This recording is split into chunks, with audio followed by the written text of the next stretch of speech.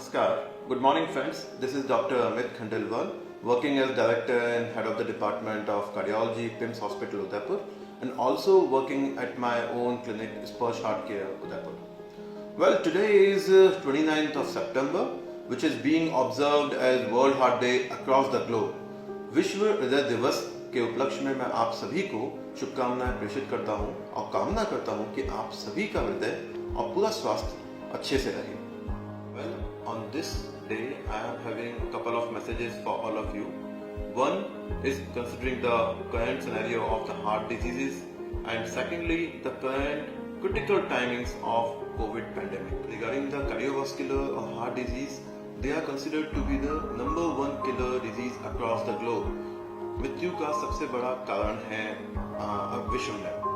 To the tune of 18 million people are being killed every year, जो कि 31% of all total deaths हैं across the globe. So it is alarming situation, and we need to understand what are the preventable measures to be taken for the same, what are the causes, हम उसकी रोकथाम के लिए क्या कर सकते हैं और कैसे हमें ट्रीटमेंट के लिए भी अप्रोच करना चाहिए. In India, the incidence of the heart disease is almost 3 to 4 times more than the western counterpart. और हृदयाघात जब इंडिया में होता है विश्व की तुलना में, तो वो ज्यादा खतरनाक, ज्यादा कॉम्प्लिकेशंस और मृत्यु दर भी थोड़ी सी ज्यादा ही होती है. सो मच सो, एक एग्जाम्पल के स्वरूप अगर लें, किसी व्यक्ति को, पश्चिम क्षेत्र के किसी व्यक्ति को अगर हृदयाघात, हार्ट अटैक 50 की उम्र में होता है, तो अपने देश में वो 40 से 45 साल की उम्र में ही हो जाता है. कहने का मतलब almost a decade earlier it occurs, complications are more, and the mortality is also very high. So we have to be really cautious, especially about the Indians. We are genetically, metabolically inflamed population हमेशा से है, because of more obesity, पेट का मोटापा, overall मोटापा जो है हमारा वो, और इंसिडेंस ऑफ डायबिटीज के ज्यादा होने की वजह से हृदय रोग बहुत ज्यादा. So gone the days when we used to think कि हृदयाघात यूजुअली 50, 60, 70 साल की उम्र में होता था. धीरे धीरे होते होते the paradigm has significantly shifted from this age group to the younger age group, that is 30s and 40s, and nowadays we are seeing even in 20s also.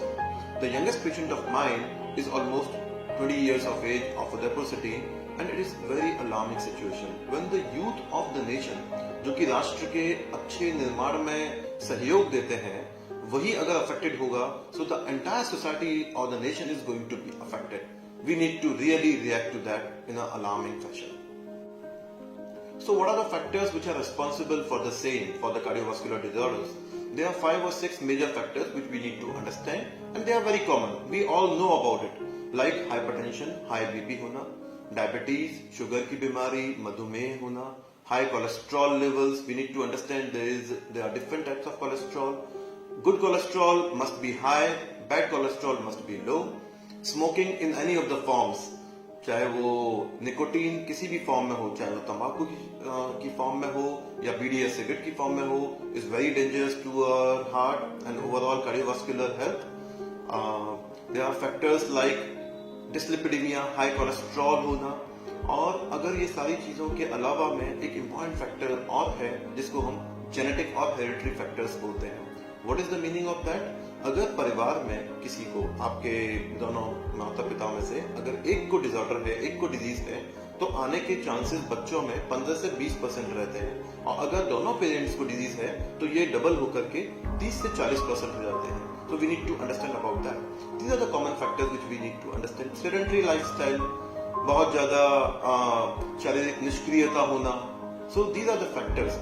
और अगर ये सब फैक्टर्स ना रहे तो one of the very important factors which is emerging in specially in the last 1 decade, जिस पर हम बहुत ज्यादा चर्चा कभी नहीं करते हैं, possibly because of the fact कि हमें उसको मापने का कोई पैरामीटर नहीं है, वो है तनाव, stress. Now this is changing the significant paradigm. I feel stress and smoking, these 2 are the most important factors जिन्होंने सिग्निफिकेंट पैराडाइम शिफ्ट को from older age group to younger age group shift किया है. तो जिस हिसाब से ये सारी बीमारियां बढ़ती जा रही हैं, क्या उसके इलाज के लिए हमारे पास में संपूर्ण संसाधन है?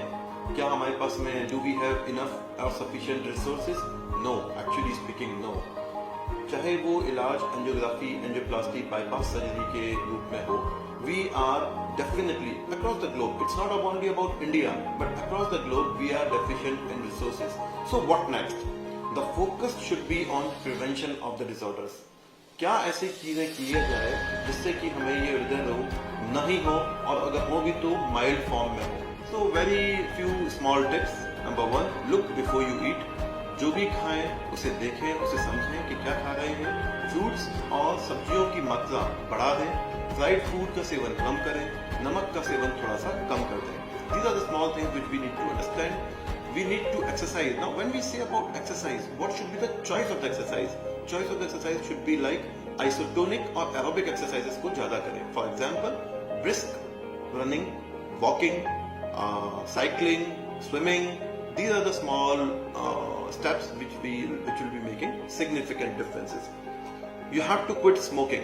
Now let me tell you, if you quit smoking today, the risk of the cardiovascular disease almost negates down by the end of 2 years. So this is very, promising sort of statement. You have to avoid smoking, you have to avoid excessive consumption of alcohol, and more importantly, you have to manage your stress. Control your emotions. चाहे अति उत्साही होने से बचें, अति उन्मादी होने से बचें, चाहे इमोशंस पॉजिटिव हो या नेगेटिव हो, excess of everything is bad, यदि सर्वत्र वर्जयेत. एक और इम्पोर्टेंट चीज जो मैं आपसे शेयर करना चाहूंगा वो ये है कि एंजियोग्राफी, एंजियोप्लास्टी, पेसमेकर्स या आप कहें बाईपास सर्जरीज, ये आपके हृदय रोगों को स्टेबलाइज करने के लिए है. कई बार पेशेंट्स पूछते हैं कि क्या सर मैं नॉर्मल हो गया हूं. नहीं, वो बीज, वो सीड आपकी बॉडी में होता है. The chances of second heart attack across the globe after first heart attack is almost 2 to 3 times. और यह आंकड़ा इंडिया में, अपने बाहर देश में, it is close to 3 to 4 times. So we need to understand कि वापस ना हो उसके लिए भी ये स्टेप्स हमेशा ही कारगर हैं. Secondly, post angioplasty always you have to be very very cautious and clinging to the medications. आपको कुछ दवाइयां, जिसे हम खून पतला करने की दवाइयां, एंटीप्लेटलेट्स और ब्लड थिनर्स कहते हैं, वो लाइफ लॉन्ग ही रहनी होती है. Well, the second thing that I want to pass a message about is the current critical times of COVID pandemic. As we all know, we are passing through one of the most critical times of our lifetime, possibly. हमारे जीवन काल का ये सबसे कठिन दौर है, and we all are passing through that. And it is a sort of challenge, not only to us, the healthcare workers, but to all the public at large, to the entire society and to the entire civilization as well.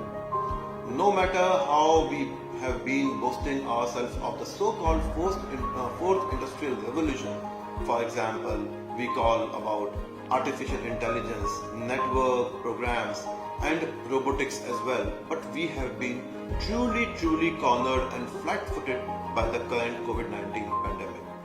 But we all know we have been doing as we have been doing in the past. We all collectively will rise above the occasion and fight it out. Clearly, we understand that patients with heart disease are more prone to develop COVID-19 infection and COVID-19 related complications also.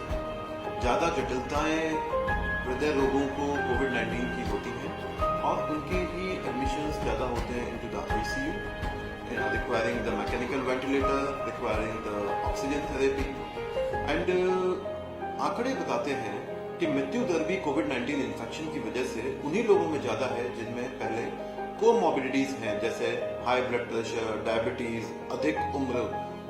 As is one of the very important factors in this. हृदय रोग पहले जिसको है या फिर जिनका pumping function लो है. सो COVID-19 infection के बाद में अगर किसी व्यक्ति को होता है इन्फेक्शन, तो चांसेस ऑफ हार्ट अटैक भी बढ़ जाते हैं. उस इन्फेक्शन की वजह से, ये वायरल इन्फेक्शन है, कई बार हृदय की मांसपेशियों पे इन्फेक्शन होने की वजह से, इन्फ्लेमेशन होने की वजह से उनका पंपिंग फंक्शन भी डाउन हो जाता है, जिसको हम मायोकार्डिस भी बोलते हैं. सो दोनों ही चीजें ज्यादा हैं. COVID-19 इन्फेक्शन और उसके कॉम्प्लिकेशंस हृदय रोगों में ज्यादा होती हैं और COVID-19 इन्फेक्शन वाले पेशेंट्स में भी हृदयाघात हो सकता है. Another thing that we are observing these days is कि आजकल patients are a bit more scary, more concerned, more reluctant to go to the hospitals, possibly because of the fact कि उनको लगता है कि हम हॉस्पिटल जाएंगे तो कहीं हमें कोरोना इन्फेक्शन ना आ जाए, कहीं हम बाहर निकलेंगे तो हमें कोरोना इन्फेक्शन ना हो जाए। बात सही है, अगर हम लेकिन ध्यान रखेंगे तो हम उन सब चीजों से बचते रहेंगे। We have to be very and more cautious about the heart disease than ever before in the current COVID-19 scenario. So the message is absolutely clear. You have to see for the symptoms of heart disease. अगर ये major heart attack के major हृदयाघात के symptoms हैं, जैसे छाती में भारीपन, सांस में तकलीफ होना, पसीना आना, एकदम बीपी कम हो जाना, चक्कर आना, तो we have to go to the rush to the hospital immediately. और अगर कहीं आपको लगता है कि स्टेबल हार्ट डिजीज है as been told by the local physician of yours, then we can defer the treatment for a bit time, maybe for few weeks, months, so that COVID infection is getting milder and we can reach to the hospitals. But yes, we have to be very cautious. एक और छोटी सी मैं appeal करना चाहूंगा considering COVID-19 pandemic. Vaccine चाहे आ जाए चाहे ना आए, कब आएगी कब नहीं आएगी, ये सारी चीजें स्पेकुलेशंस हैं। वैक्सीन में भी effective in how many percentage of the patients, ये भी एक स्पेकुलेशन ही है। But one thing that we need to understand, by wearing merely a mask, सिर्फ मास्क लगाने मात्र से 90 से 95% चांसेस ऑफ इन्फेक्शन ट्रांसमिशन वो कम हो जाता है। So I would urge all of you, humbly urge all of you, please wear a mask whenever you move out. You have to maintain social distancing and sanitize yourself. With this, I would love to congratulate and give my heartfelt wishes on this World Heart Day. Thank you very much.